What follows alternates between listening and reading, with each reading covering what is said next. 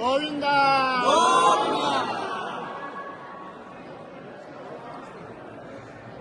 ప్రమాణం భవతి సతాయ పురుషస్య కేంద్రియాయుష్యేంద్రియమతి తిష్టతి.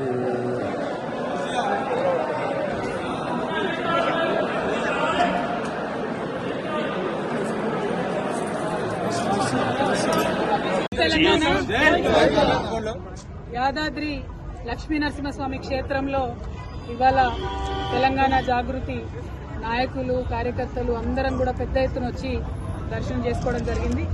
మరి ప్రత్యేకించి మొన్న తిరుమలకు వెళ్లి ఈరోజు లక్ష్మీ నరసింహస్వామి దగ్గరికి వెళ్లి వరుసగా ఒక్కొక్క పుణ్యక్షేత్రానికి వెళ్లి తెలంగాణ జాగృతి జనం బాట అనే కార్యక్రమం ఏదైతే ఈ నెల 25వ తారీఖున చేపడతా ఉన్నామో ఆ కార్యక్రమం మరి ఎటువంటి అవాంతరాలు లేకుండా జరగాలని ప్రజల వద్దకు మేము వెళ్లేటటువంటి క్రమంలో ప్రజా సమస్యల్ని అర్థం చేసుకునేటటువంటి శక్తి ఆ భగవంతుడు మా జాగృతి నాయకులందరికీ కూడా ఇవ్వాలని చెప్పి ఒక విశ్వాసంతోని ఒక ఆలోచనతోని మరి దైవ దర్శనాలన్నీ చేసుకుంటా ఉన్నాము.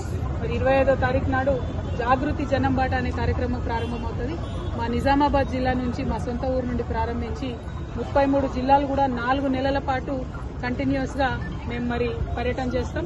ప్రతి జిల్లా కేంద్రంలో కూడా 2 రోజులు ఉండి అక్కడ ఉండేటటువంటి మేధావులను విద్యావంతులను అదేవిధంగా రైతులను రైతు కూలీలను విద్యార్థులను ప్రతి ఒక్కరిని అందరికన్నా ముఖ్యంగా మా ఆడబిడ్డలను మా యువకులను అందరినీ కూడా కలిసి మరి ఆయా జిల్లాల్లో ఉండేటటువంటి సమస్యలేంటి వాటి పరిష్కారానికి ఏ దిశగా మనం ప్రయత్నం చేయాలి, ఇప్పుడు ఉన్నటువంటి ప్రభుత్వాలు మరి అదేవిధంగా ప్రతిపక్షాలు ఈ వైఖరి ఎట్లా ఉంది ఇంకా ఎట్లా ఉండాలి ఇటువంటి అన్ని అంశాలు కూడా కూలంకుషంగా చర్చించడానికి జాగృతి జనం బాట ఒక వేదిక అవుతుందని చెప్పి మేము బలంగా నమ్ముతా ఉన్నాం.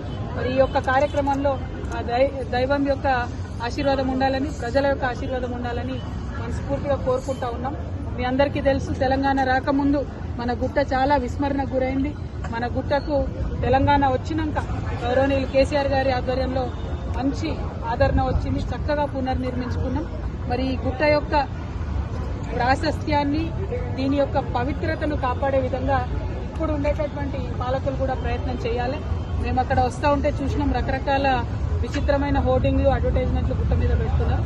అటువంటి కాకుండా తిరుమలలో ఏ విధంగా అయితే కేవలం స్వామివారి కార్యక్రమాలు వస్తాయో స్వామివారి ఫోటోలు పెడతారు అటువంటి పెడితే భక్తులందరికీ బాగుంటుంది. ఇంకా చాలా సమస్యలు గుడి చుట్టూ ఉన్నాయి. ఈ సమస్యలన్నీ కూడా మేము మళ్ళీ యాదాద్రి భువనగిరి పర్యటనకు వచ్చినప్పుడు మైక్రో లెవెల్లో ప్రతి సమస్య మీద కూడా మాట్లాడతాం. ఇవాళ రాష్ట్ర స్థాయిలో జరిగేటటువంటి పర్యటన గురించి మా ప్రెస్ మిత్రులందరి ద్వారా ప్రజలందరికీ తెలియజేస్తున్నాం. మా జాగృతి జనం బాట కార్యక్రమం విజయవంతం చేయవలసిందిగా ప్రజలు కోరుతున్నాం. జై తెలంగాణ. తెలంగాణ జాగృతి సంస్థ మీ అందరికీ తెలుసు 19వ సంవత్సరం.